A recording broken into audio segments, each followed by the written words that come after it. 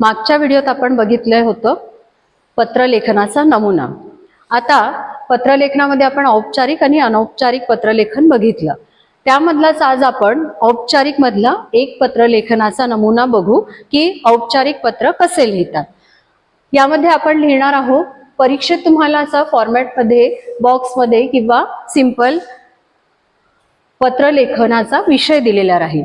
आता इथे दिलेला आहे शक्ती स्पोर्ट्स मयूर कॉलनी अकोला, सर्व शाळांसाठी 10% सवलतीच्या दरात खेळांचे साहित्य उपलब्ध, दुकानाची वेळ सोमवारी बंद, ईमेल आयडी।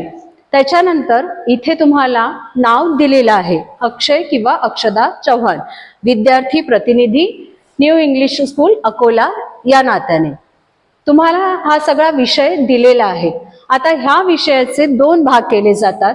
त्यामध्ये एक तर तुम्हाला शाळेसाठी क्रीडा साहित्याची मागणी करणारे पत्र व्यवस्थापकांना लिहायचे आहे किंवा सवलतीच्या दरात खेळाचे साहित्य उपलब्ध करून दिल्याबद्दल त्यांचे अभिनंदन करणारे पत्र लिहायचे। आता हे जे दोन विषय असतात तुम्हाला त्यापैकी कोणत्याही एका विषयावर पत्रलेखन करायचे असतात।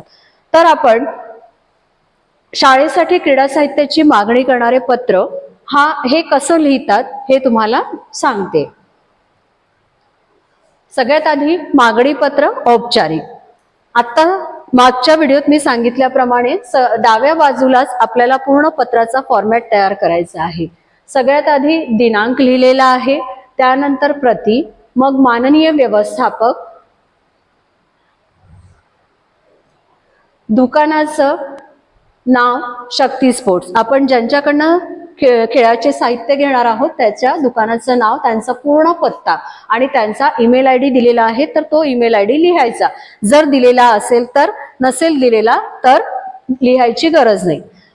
मग नंतर आपल्याला विषय लिहायचा। आता विषय काय आहे की आपल्याला शाळेसाठी क्रीडा साहित्य मागायचंय, म्हणून एका ओळीतच आपल्याला विषय लिहायचा आहे की शाळेकरता क्रीडा साहित्याची मागणी करण्याबाबत। नंतर महोदय, आता महोदय लिहिल्यानंतर कोण पत्र पाठवत आहे आपण, तिथे आपलं जर नाव लिहिलेलं आहे तर मग आपण नाव लिहायचं, मी अक्षदा चव्हाण, शाळेचं नाव लिहायचं, जे शाळेचं नाव आपल्याला विषयामध्ये दिलेलं असेल त्या शाळेचं नाव लिहून मी मागच्या व्हिडिओत सांगितल्याप्रमाणे आपल्याला या 2-3 ओळी आवश्यक लक्षात ठेवायच्या आहे। त्या म्हणजे मी अक्षदा चव्हाण न्यू इंग्लिश स्कूलची विद्यार्थिनी प्रतिनिधी या नात्याने मुख्याध्यापकांच्या परवानगीने आपणास हे पत्र लिहित आहे। आमच्या शाळेसाठी काही क्रीडा साहित्याची आवश्यकता आहे, या आवश्यक साहित्याची यादी सोबत जोडत आहे, तरी आपण लवकरात लवकर हे पत्र साहित्य शाळेच्या पत्त्यावर पाठवावे ही विनंती। सर्व शाळांना देण्यात येणारी सवलत आपण द्यालच याची खात्री आहे। आता हे लिहित असताना आपण सवलत हा विषय आपल्या याच्यात आलेला आहे, म्हणजे आपल्याला डिस्काउंट हवाय। तर इतर शाळांना जसे डिस्काउंट दिल्या जाते तर आमच्याही शाळेचे संबंध आपल्या सोबत चांगले असल्यामुळे आपण जास्तीत जास्त सवलत द्यावी असं त्यामध्ये लिहिणे आवश्यक आहे।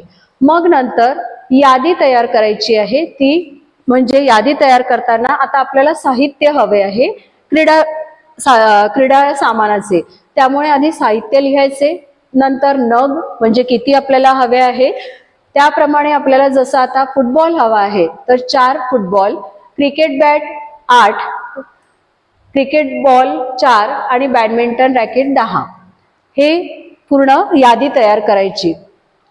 नंतर कळावे, पत्ता मी सांगितला आपल्याला की आपली विश्वासू किंवा आपली कृपाभिलाषी किंवा आपली नम्र, या 3 पैकी तुम्ही कोणतेही शब्द जे तुम्हाला सोयीचे जातील ते लिहू शकता। नंतर नाव दिलेलं होतं त्यामुळे नाव लिहिलं।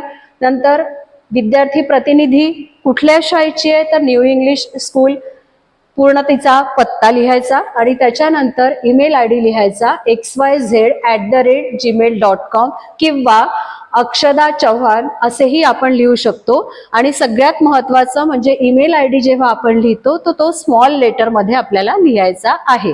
तर अशा प्रकारे आपल्याला क्रीडा साहित्याची मागणी करणारे पत्र, औपचारिक पत्र तुम्हाला मी आजच्या भागात सांगितले।